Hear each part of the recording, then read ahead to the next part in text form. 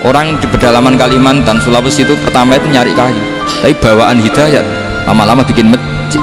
Saya pernah di Korea, ke sana orang nyari uang, niatnya juga nyari uang, tapi akhirnya tersiksa kalau enggak bikin masjid. Karena apa? Karena Allah itu Al-Hadi, zat yang memberi petunjuk. Maka kamu tidak usah khawatir, agama ini pasti jalan ila yaumil kiamat, karena Allah Al-Hadi. Sama mbok kamu umat mbok weden-wedeni kowe ku amalan ora mesti ditampa, nek ora ditampa mlebu neraka. Ngene mulai ngaji ya tenang ae, tenang santai. Bahkan kadang bilang gini, Pak Yai tadi gak bener, masa ngecap orang mlebu neraka. Kita yang masyarakatnya gak tahu pintunya, Pak kayaknya tahu pintunya. Karena orang itu punya cara. Loh ya betul. Orang Bedui itu kalau ngaji sama Nabi itu lebih unik timbang yang soleh, timbang yang pinter. Sehingga banyak ilmu itu ditemukan dari orang Bedui. Karena cara berpikir itu aneh. Kalau orang soleh, orang waras kan berpikirnya ada aneh, standar. Jadi orang Bedui itu aneh. Pernah suatu saat Rasulullah itu khutbah cerita kiamat. Wah dahsyatnya kiamat kayak apa? Semua orang diam nangis semua. Orang Bedui enggak, lebih cerdas. Ini Nabi itu aneh, cerita kiamat kok udah ada tanggalnya ini gimana? Orang nangis semua karena dahsyatnya kiamat kayak gitu. Bumi dihancurkan, wus. Pantas sudah nangis dewi-dewi. Ya ono sing nangis pabrik banyune macam-macam ya. Ini kalau kiamat gimana di perjalanan air kemasan saya kan orang mikir mikir dewi-dewi gitu. Tapi ini enggak. Orang Bedui cara berpikir tuh enggak. Malah ya Rasulullah mata sa'ah. Engkau itu cerita kiamat tapi enggak jelas tanggalnya. Kalau cerita kiamat ya harus jelas dong kapannya. Jadi unik. Jadi cara berpikir sahabat kaget semua loh, kaget karena gak kepikiran. Nabi a'radu anhu, a'radu itu mengabaikan. Banyak sahabat yang menganalisis lam yasma'kan, Nabi memang gak dengar sehingga mengabaikan. Ada yang analisis lagi sami'a wa kariha, sebenarnya Nabi dengar cuma gak berkenan karena tengah-tengahnya khutbah kok tanya. Tapi si Arabi ini cerdas, masuk akal kan? Misalnya mau pilihan presiden, orang mesti tanya kapan kan gitu. Ya kan? Mau ganti presiden atau ganti bupati, takarannya orang kan kapan? Kayak Mas Akom jadi wali ndak, pertanyaannya kan kapan? Kalau jatuhnya kan sudah ya. Sehingga tanya mata sa'ah ya Rasulullah. Lama-lama Nabi diangen-angen, bener juga orang ini, saya cerita kiamat kok gak jelas kapannya. Ini Nabi menjawab. Tapi karena Nabi orang-orang yang sangat pinter, tanya balik, ma'adat talaha. Lalu kalau kamu berani tanya kiamat kapan, saya tanya balik, ya persiapan kamu apa? Jawabnya santai saja. Fawwah ma'adatulaha kabira sholatin wala siyamin walakinni uhibbuka ya Rasulullah. Saya nggak menyediakan apa-apa, sholat saya biasa aja, maksudnya standar, ya kira-kira 5 waktu pas, ya jenis saya lah kira-kira gitu. Wala kabira siyamin, dan saya puasa ya standar saja pas. Walakinni uhibbuka ya Rasulullah, tetapi saya mencintai engkau ya Rasulullah. Jawabannya Nabi apa? Almar'u ma'aman ahabba, sebagian riwayat anta ma'aman ahbabta. Jadi hadis itu populer tuh barokahnya wong desa tadi. Andai kan dia punya etika, maka sowan dulu tanya 4 mata, itu jadi hadis ahadi. Tapi barokahnya dia selonong di depan umum, zaman Nabi khutbah itu jadi hadis mutawatir. Jadi kadang barang baik itu barokahnya orang yang nggak baik. Maksudnya su'ul adab, tanya gitu kan su'ul, tapi itu barokah. Akhirnya hadis itu mutawatir karena didengar ribuan sahabat yang mendengarkan khutbahnya Rasulullah. Tapi kalau hadis itu satu-satu kan khossoni bidzalika Rasulullah, khossoni bidzalika Rasul, itu nanti jadi hadis ahadi yang kualitasnya jauh di bawah hadis mutawatir. Jadi barokahnya orang su'ul adab itu ada karena Allah yang mendesain ini. Akhirnya kata sahabat, kata Anas bin Malik, mereka itu mangkelnya bukan main sama Arabi tadi, karena tanya nggak sopan sama Rasulullah. Tapi setelah Nabi jawab almar'u ma'aman ahabba fama farihu bisyai'in farahahum bidzalika badal. Mereka tidak pernah senang dengan hadisnya Nabi sesenang riwayat almar'u ma'aman ahabba. Barokahnya Arabi Bedui. Makanya saya sebagai kiai ini Bedui saya tak pertahankan ila yaumil qiyamah. Karena umat ini pernah terbarokai oleh orang apa? Bedui. Barokai suladab tadi. Jadi mohon ini supaya majelis ini kan majlisul iltorti Rasulullah, coba terlatihlah mengatakan Allah itu subjek, Allah itu al-fa'ilul mukhtar, Allah itu al-fa'ilul mukhtar, Allah itu yang menentukan alam ini. Dan Allah mensifati dirinya wa annahu huwa adhaka wa abka. Allah itu zat yang memberi orang itu bisa tertawa, dan Allah juga yang memberikan orang itu bisa menangis. Mbok kayak apa kamu neror umat, wah amal nggak mesti diterima gini-gini, ternyata neng majelis nangis ya, mulai guyu kadang guyu-guyu ini ngenyak tenang nih. Daripada apa ya, agak-agak merodok orang yang dohirnya beda dengan batinnya, nggak perlu distatuskan seperti itu. Ya sudah biasa saja. Jadi nah fi muqaddimihim, imam besar dalam manhaj ini namanya Abul Hasan apa? Asyadzili. Abul Hasan Asyadzili itu kalau ada orang tanya gini, Beb saya ini susah, sholat saya tidak mesti diterima Allah gini-gini, marah. Nggak usah. Kafa bika jazaan an radiyaka laka ahlan. Sudah kamu ditakdir pernah sujud itu sudah keren. Saya itu andaikan dapat kabar dari malaikat bahwa sholat kamu tidak diterima, saya tidak susah. Bukan karena sombong, pernah ditakdir sholat sujud ning Allah itu keren. Kayak apa malunya kita ketemu Allah kemudian kita di bumi tidak pernah sujud. Makanya cara Abul Hasan Asyadzili kowe ora usah mikir sholat ditampa taro, ora usah mbok mikir. Kowe ditakdir tahu sujud itu hebat. Kafa bika jazaan an radiyaka laka ahlan. Cukup kamu mendapat balasan dari Allah, kamu pernah ditakdir sujud. Gak perlu ngaji alim alamas, gue sawi ngalor ngidul jalalain keren. Paling gak malaikat pernah melihat kamu, gue tak kitab kudi. Gak penting pahamu, gak penting. Karena isra bakat paham, mas. Jadi Abul Hasan Asyadzili adalah orang yang, dan itu Al-Hasani ya, dan itu Al-Hasani. Makanya macam-macam kita yang Al-Husaini sudah kita punya Faqih Muqaddam, punya banyak lah. Di Al-Hasani yang paling populer diantaranya adalah Abul Hasan Asyadzili. Beliau tuh kalau ngendikan sesuatu itu positif terus. Termasuk itu ketika ada orang resah sholat saya diterima ndak, kata beliau wes kowe sing sempurna ditakdir tahu sujud. Saya itu sebetulnya kadang-kadang yang miris, wes sholatku tompo ta ora, tapi saya sangat sadili, sangat sadili. Saya nggak pernah berdoa ya Allah ibadah kami jenengan terima ndak, karena takut kalau doa gitu keterusan itu terus ditompo ora ya, akhirnya keterusan gitu, akhirnya ngenes.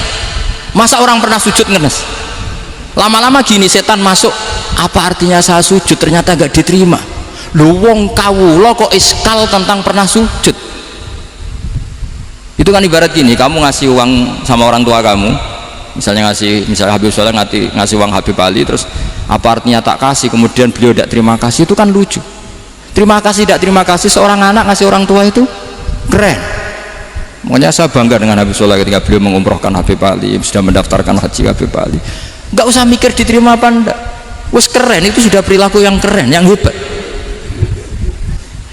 Makanya saya sering tuh pada orang mau cerai tanya saya, Gus saya ini cerai gak, istri saya kurang ajar gini.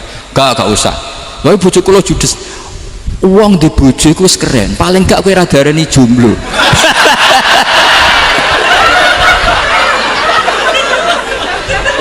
Diarani duda ora enak. Wes luwe sabar di diarani duda mek diarani bojo judes. Enak bojo judes cek gagah. Di bojo lah. Oh iya. Provokator itu. Jadi kafabika jazaan an radiyaka laka ahlan, sudah ditakdir pernah sujud itu sudah keren.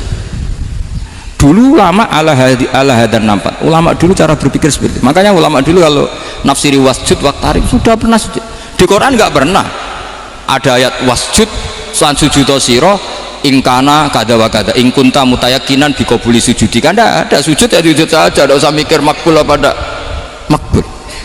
Sudah kalau sujud pasti waqtarib. Terus saya sebenarnya ya sebagai orang ya kadang wedi, sholatku ditompo ta ora. Tapi kalau keterusan nanti ada was-was yang mengatakan opo artine sholat. Lu tuh kan ngeri seorang hamba sing uripe ning bumine Allah kemudian menyoal pernah sholat hanya karena takut gak diterima. Itu kan geblek banget. Saya jenis kiai yang di partai itu. Saya enggak tahu kalau keneng dikom. di umat masa kamu gak ono kerene blas. Jadi nah nanti kalau misalnya ada manhajnya Habib Soleh yang tidak seperti itu tidak apa-apa, mungkin supaya orang nggak takabur, nggak fakhr, sehingga makanya mulai dulu lama itu ya partainya kalau nggak rojak ya khauf. Nah saya ini yang terang-terangan ikut partai rojak saja, apa? Partai rojak, karena banyak yang sudah di partai khauf, tapi saya rojak yang bil ilmi tadi.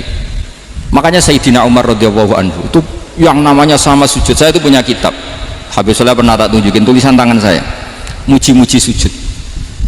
Sayyidina Umar ketika ditusuk seorang gila itu Majusi ya, Abu Lu'lu' terkenalnya itu Hulamul Mughirah terkenalnya itu. Ditusuk, dia beliau sahabat wali, jadi nusuk Umar tuh kayak apa, nusuk Mas Akom aja dosa besar apalagi nusuk Umar.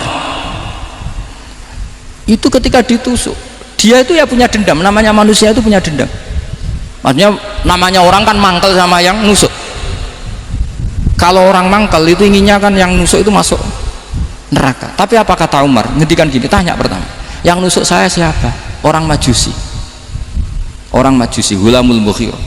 Alhamdulillah alladzi lam yaj'al maniyati biyadi rajulin lam yasjud laka sajdatan yuhaju biha indaka yaumal qiyamah. Saya itu senang Gusti, yang nusuk saya orang yang nggak pernah sujud sama jenengan. Jika kalau saya dendam supaya dia masuk neraka, saya nggak takut orang itu nuntut sama saya. Tapi kalau dia pernah sujud, pernah sholat, kemudian dia masuk neraka karena nusuk saya, kemudian dia berargumentasi, saya pernah sujud ya Allah, kenapa engkau masukkan neraka? Saya tidak berani jawab ya Allah, saking hormatnya sama yang namanya sujud. Jadi kamane dendamnya kesampaian cara Jawa ya, dendam dengan tanda kutip ya, tidak makna semestinya. Jadi mangkel mbek sing nusuk nak mlebu neraka pantas, wong ora tau sujud wae Gusti gitu. Tapi kalau pernah sujud kemudian dia masuk neraka karena saya, bisa yuhajuni biha yaumal qiyamah. Jadi kayak apa sujud saya apa? Nabi itu kalau muji sujud sampai mengingatkan wa hatta takuna sajdatul wahidatu khairan minad dunya wa ma fiha. Nanti kalau kamu di akhirat ketemu Allah, kenangan terbaik kita apa? Di dunia pernah sujud. Keren aja. Cara ning pondok wis tau bayar seharian. Cara sowan kiai tau ngampopi Mas. Wis go jajan. Nah tapi kadang setan itu masuk tadi, apa artinya sujud gak mesti ditompo, apa artinya sowan Habib ngaturi gak mesti ditompo, ngaturi kiai, akhirnya ada ketakutan. Nah kalau ketakutan ini berlebihan lama-lama, ma faidatus sujud. Wah itu sudah buruk sekali, wong hamba kok tanya ma faidatus sujud. Nah ini di pentingnya mazhab-mazhab Syadzili. Jadi saya ngaji agak-agak uraan wa amdan. Kalau ini watak sudah bukan. Jadi uraan itu ada dua, ada yang amdan bismil ilmunya banyak terus milih manhaj, insya Allah saya partai itu. Ada yang uraan bakat Mas, ada ya? Ada apa banyak? Nah sebetulnya khauf juga gitu Bim, ada khauf itu karena ilm. Ada Habib alim alama atau kiai alim alama, dia tahu masyarakat kalau ngikuti Gus Bak nanti jadi fakhr, kurang tawaduk, terus dia milih partai khauf. Lah yang buruk itu ada kiai yang milih khauf pancen dari awalnya sati cilik ya. Jenisnya wis sati. Jadi sebenarnya dia tidak cukup ilmunya nerangkan khauf, cuma jenisnya wis sati cilik. Wong ning omah lawang dikunci ono gludak-gludak, ono hantu putih. Jadi ya sama, yang bawa rojak bisa bawaan dablek, yang bawa khauf bisa saja bawaan ati cilik. Nah kita ingin yang bawa rojak ya bismil ilm, yang bawa khauf juga bismil ilm.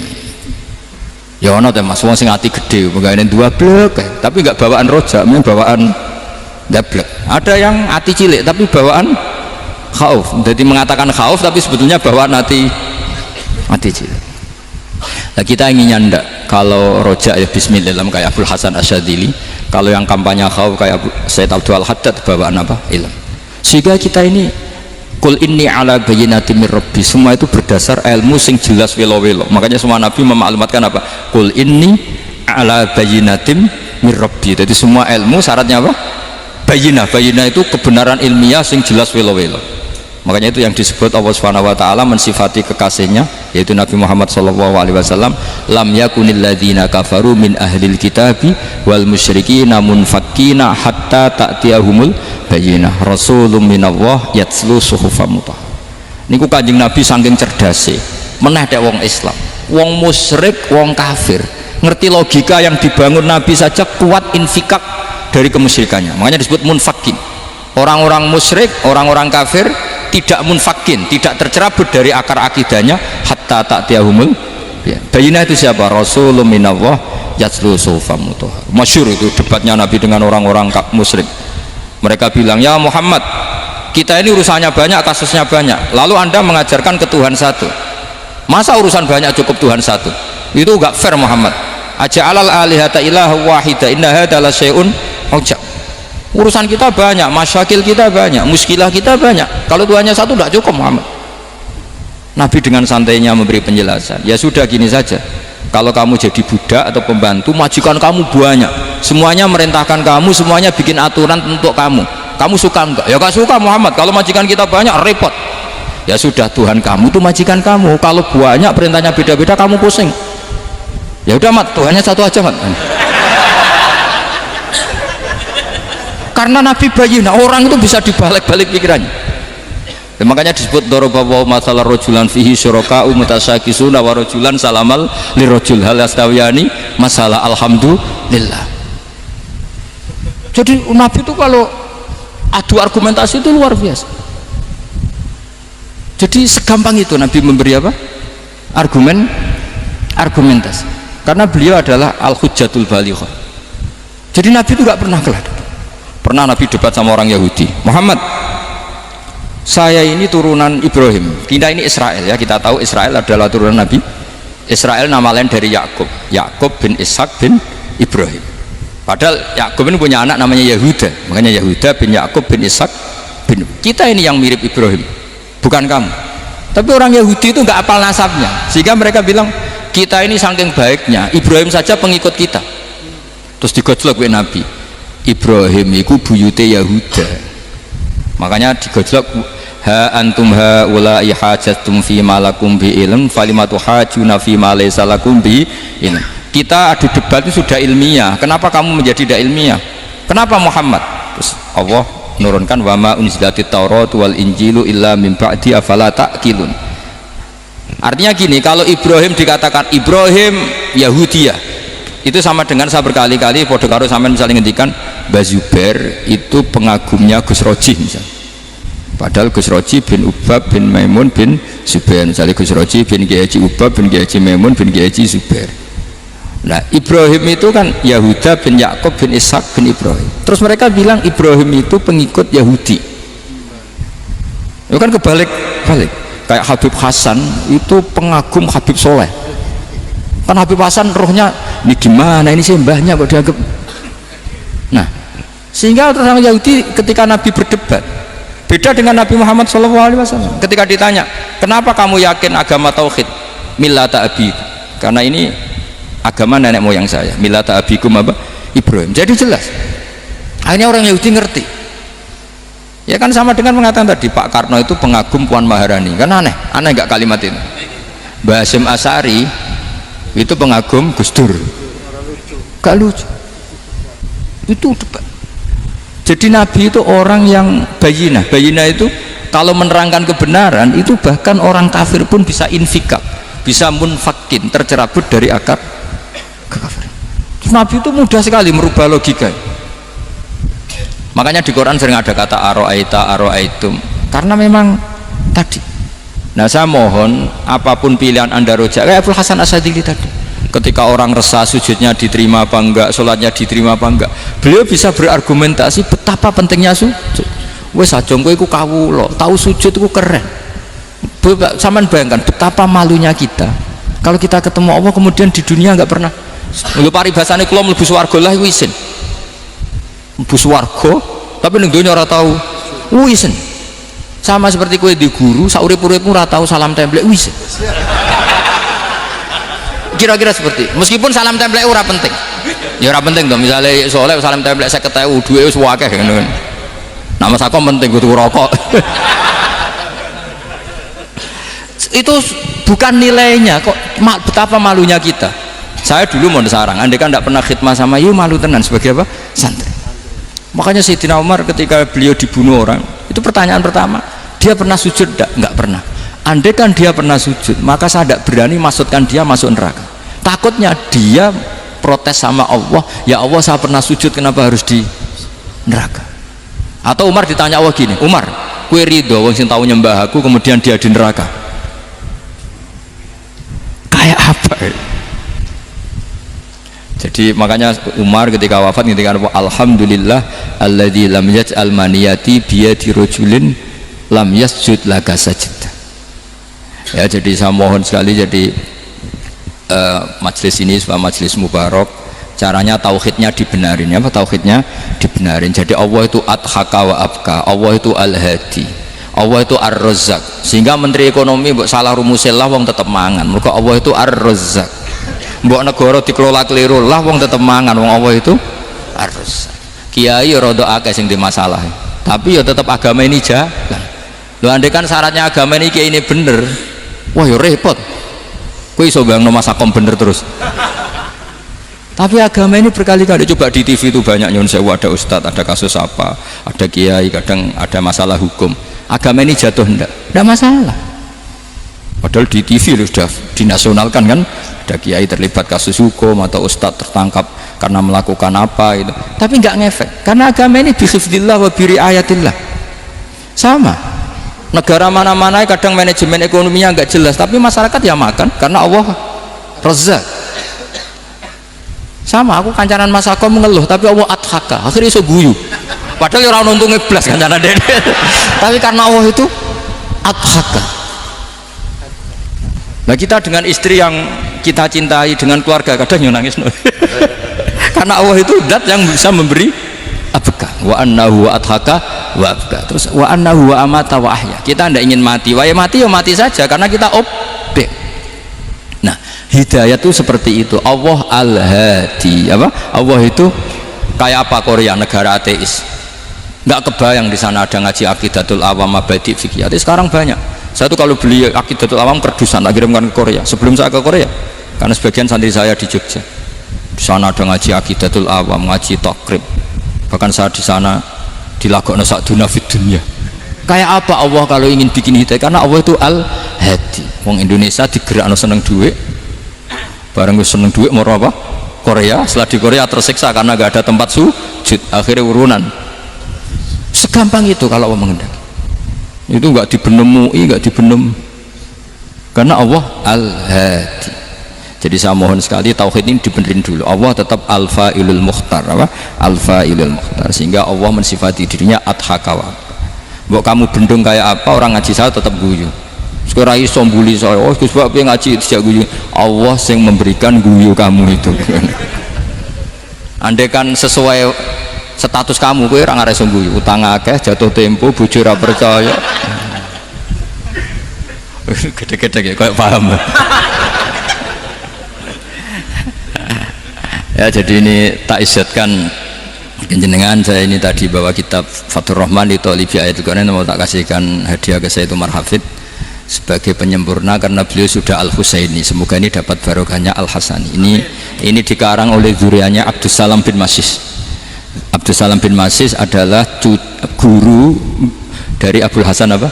Asyadili. Jadi kita tahu Sahibul Hikam Ibnu Athaillah As-Sakandari muridnya Abul Abbas Al-Mursi, beliau muridnya Abul Hasan Asyadili, beliau muridnya Abdus Salam apa bin Masis. Itu alami zada ini min dzurriyyati Abdus Salam bin Masis. Jadi ini Al-Hasani.